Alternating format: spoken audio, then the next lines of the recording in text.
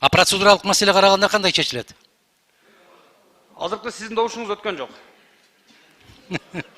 Өткөн жок. Кайсы статья, кайсы пунктта турат? Атакам Ким Самаевич. Рахмат. Сиз мындай кылыңызчы. Алып барып аткандан кийин мындай тегиз караңыз да, бир жакты карабаңыз. Мага ошол аппараттан ким юридикалык бөлүм башчысы? Ким? Мондай борбордук трибунага келчи айланайын. Мындай кылчы. Мен койгон маселе, жанакы биринчи маселе, бул процедуралык маселеби? Биринчи суроо. Я. А процедуралык маселе болсо, добушка катышкандардын көпчүлүгүнө ээ болгон сунуш өттү деп эсептелеби? Саламатсыздарбы, урматтуу депутаттар. Бүгүнкү күндө иштеп жаткан регламенттин 78-ci беренесинин талаптарына ылайык Жогорку кеңештин жол жоболук маселелер боюнча чечими катышкан депутаттардын санынын көпчүлүгү добуш менен кабыл алынат. Баракелде. Катышты канча киши? 50? 84 катышты. Жок. Ал добуш берүүгө катышкан деп атам. 84 катталды. За макул бергени 30 канча болду? Жигит, 36 болду. жигит, мындай кыл, жигит, мындай кыл. Катышкан, добуш берүүгө катышкандардын саны канча болду? 54. 54-төн 36-сы макул болду. Өттүбү? Я. Стенограмма үчүн үнүңдү чыгарсаң, жигит. Юридикалык бөлүм башчысыңарбы? Ооба, мына жыйналышка катышкан депутаттардын саны. Жигит, жыйналышта эмес. Кеп процедуралык маселени чечилишин эрежеси жөнүндө кетип баратат. Ооба. Процедуралык маселенин эрежеси кандай? Добушка катышкандардын көпчүлүгү деп жазылган, туурабы? Ооба. А биз 36 алып атат ошол сунуш. Өттүбү, өтпөдүбү? Ушуга гана жооп. Өткөн жок. Каттоодон өткөн депутаттардын. 78-ci беренеде так жазылып турат, каттоодон өткөн депутаттардын. Кайсы чечим? Адакан Ким Самаевич, мына жыйналышка катышкан депутаттардын саны, жыйналыш залында отурган жана добуш берүүнү өткөрүүнүн алдында каттоодон өткөн жогорку кеңештин депутаттарынын саны. Туура. Так жазылып турат. Туура. Эми экинчи маселе. Мыйзамды кабыл алганда, токтомду кабыл алганда сиз айткан эреже иштейт. Андан эч талаш жок. Биз процедуралык маселе карап атабыз. Туурабы? А процедуралык маселе караганда кандай чечилет? Азыркы сиздин добушуңуз өткөн жок. Өткөн жок. Кайсы статья, кайсы пунктта турат? 78 21-2. Азыр 2 мүнөт. Урматтуу депутаттар, эсептөө комиссиясынын мүчөлөрүн бекитип койсок, Ата журт Кыргызстан партиясынан Массабиров, Маткеримов, Култаева, Абиров. Ишеним партиясынан Жакышев, Шабазов, Темирбаева. Ынтымак партиясынан Маматалиев, Түлөбаев. Альянс партиясынан Исраилов. Бүтүн Кыргызстан партиясынан Масалиев, Иманнурнан Ашимова. Депутаттык топтордон Бакиров и Икрамов. Ушу менен 14 депутат эсептөө комиссиясынын курамы добушка коем. Добуш бериңиздер. Az şaşpağınız Ejeke, şaşpağınız. Üçüncü mikrofon. Добуш. Урматтуу төрайым, мындай кылсак азыр фракциялар түзүлгөндүгү жөнүндө жарыя жарым жартылай болуп калды. Мисалы үчүн мына Ата журт, Ишеним, Ынтымак жарыялады дагы, калган фракциялар жарыялай элек. Фракция түзүлүү боюнча. Мына Альянс жарыялады, Бүтүн Кыргызстан, Иман Нуру жарыялай элек. Булар азыр бергенге мыйзамсыз болуп калат. Башта жарыяласын.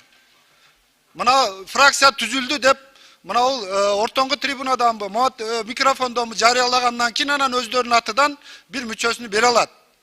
Бул неменин талабы, регламенттин. Жана ошо маселени койгондо эң негизги маселе төраганы шайлоо деп ушуну чечтик. Эсептөө комиссиясынын курамы боюнча добуш бериңиздер. Катталды 84, макул 57, добуш өттү. Эсептөө комиссиясынын курамы 14 адамдан мен азыр силерге окуп бердим, түзүлдү.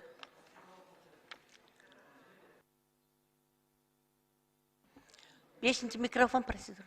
Азыр бүтүн Кыргызстан Мадумаров. Могул жердеги маселе жөнөкөй маселе эмес.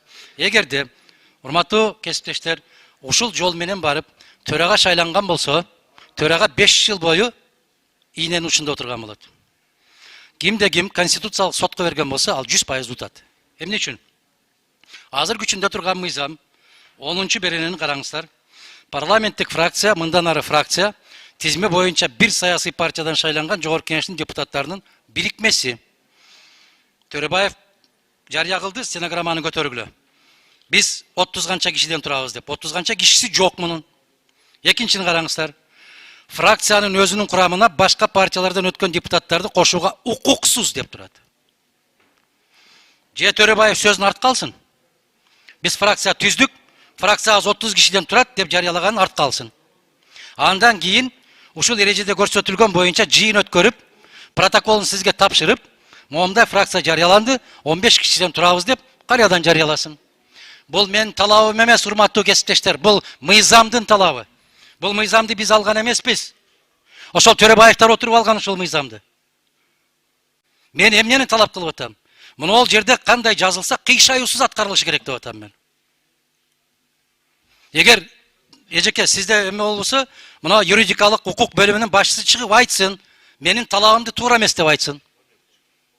Же мыйзамды мен кыргызча окуп атам, же силер орусчасын окуп атасыңарбы? Чыгып айтпайсыңарбы? Талап туура коюлуп атат. Эжеке токтотуңуз деп айтышыңар керек го силер. Ушул жол менен барып шайланган төрага бүтүндөй эле кыргыз жетекчилиги күмөндүү болгон сыяктуу, бул да күмөндүү болот. Мынтип баштабайлы. Чуу дегенде таза жол менен баралы. Биз жыйынды регламент боюнча эле алып кетип атабыз. Адахан Кимсенбаев, эсептөө комиссиясынын составын түзүп атабыз. Али эч чоң маселе чече элекпиз биз. 5-ci mikrofon. Сиз Кыргыз Республикасынын жогорку кеңешинин регламенти менен эмне кыргыз эл жомокторун кармап отурамбы? Мен дагы ошол Кыргыз Республикасынын мыйзамын кармап отуруп, ошонун 10-чу беренесинин 1-чи жана 2-чи бөлүмүнүн талаптарын айтып атам мен. Бул жомок эмес. Рахмат. Депутат Адахан Мадумаров тарабынан бир нече жолу, бир жолу айтылды, макул депутат деп унчукпадык. 2 жолу айтылды, унчукпадык. Кече дагы ушундай бир чоң парламент трибунасына айтылып атат. ГКМБнын сотрудниктери элдин канын соруп атат, жон терисин шылып атат деген мааниде ушундай сөздөрдү айтып атат. Эч нерсеге кандай фактыларга таянбастан, жөндөн жөн өзүнүн жеке саясий амбициясын калыбына келтирүүгө аракет кылган депутат Мадумаровго мен ушул жерден ачык эле айтып коюшум керек. Ушул аракеттериңизди токтотпосоңуз, биз дагы сиз жөнүндө контрабанданын ташыган адамдарды кандай прикрывать этип, үстүнөн крыша болуп атканыңызды биз дагы маалыматты ачык айтабыз. Так, айтабыз. Колуң түшүрүптүр. Успокойтесь. Азыр айтам. Посидите. Урматтуу, Посидите, сейчас расскажу вам. тартип сактансаңыздар.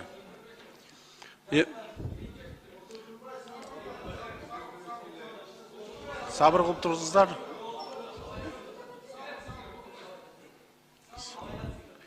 Урматтуу эмес, Адахан Кимсенбаевич. Мен ушул фактыларга мына келип атам, шашпай туруңуз, азыр айтып берем. Ким менен кайсыл жерде эмне кылып жүргөнүңүздү, так, кайсыл контрабандист, кайсыл жерге сизге аш кылып берип аткандан бери бардык маалыматтарды айтам азыр. Унчукпай туруңуз, тартибин сактап. Маданиятыңыз барбы, жокпу? Андай болсо жөн отуруңуз. Жөн отуруңуз. Азыр айтып берем. Коллегалар, Бирок ошо иш-чараларды жүргүзүү маалында кээ бир мыйзамды түшүнүп түшүнбөгөн, мамлекеттин ичиндеги коопсуз сактоого тоскоол жүргүзүп аткан депутаттарыбыз бар экендиги мен ачык айтайын. Алардын бири Мадумаров Адахан Кимсенбаевич жакын эле күндөрү ошол кольцо развилка стационардык постторуна барып, ошол жердеги кызмат өтүп аткан сотрудники органов национальной безопасности указал, чтобы они дали им отчет. Насколько вам хорошо известно, что сотрудники органа национальной безопасности никоим образом никогда о своих действиях, о своих работах, которые они оперативно проводят, никаким депутатам никогда не давали отчетов. Это противопоказано законом. Законом их деятельности должны контролировать только органы прокуратуры. Тем не менее, Мадумаров при всех, чтобы удовлетворить свои политические амбиции, показать на этот видео, что он является каким-то образом борцом за права граждан, вызывая наших сотрудников органов национальной безопасности, хотят, чтобы они раскрыли свои планы мероприятия, оперативную работу, которую они проводят, и хотят их лицо узнать. Кто ты такой, какая фамилия твоя, что ты делаешь, каким работам занимаешься. Он не имеет на то права, законное право задавать такие вопросы. И наши сотрудники очень правильно поступили, что не стали с ними ругаться или каким-то образом им раскрывать. То есть, кыргызча айтканда, муну менен жагыкташып, сүйлөшүп, талашып, тартышып, ушул тартып аткан видеосуна түшүп кетпестен, акырын өздөрү жылып кеткен эң туура болгон. Эң туура болгон. Качып кеткен эмес. Качырат сени. Это раз. Эң туура болгон. Жана мындан ары бир дагы депутат ушундай кылбаш керек деп мен сиздерден суранып кетер элем.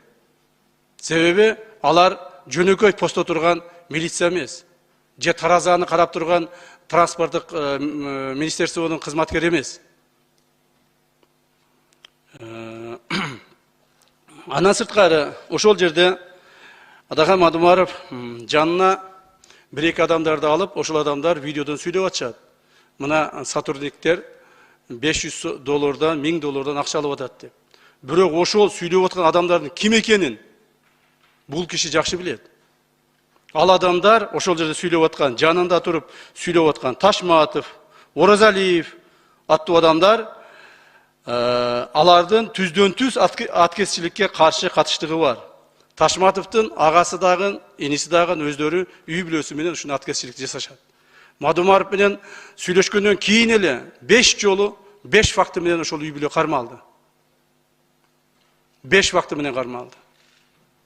Мына Мадумаровга дайын факт.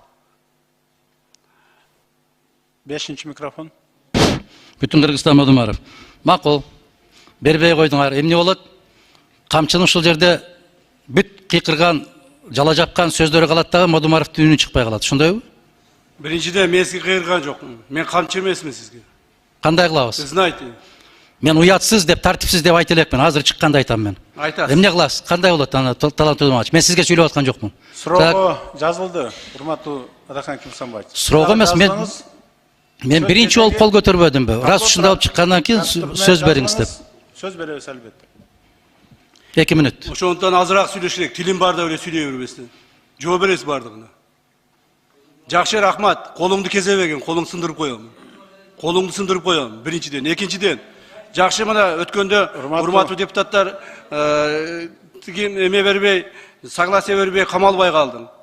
Эгер мен ген прокурор болгондо давно камалат болчу. Сактаңыздар. Камча Еще не поздно.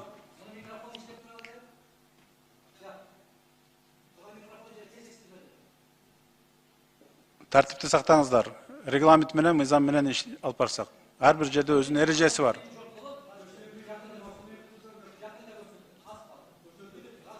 Так, извините, пожалуйста, мага бир сөз берип коюңузчу, көрсөтөм деген айтып коеюн, уруксат берсеңиз.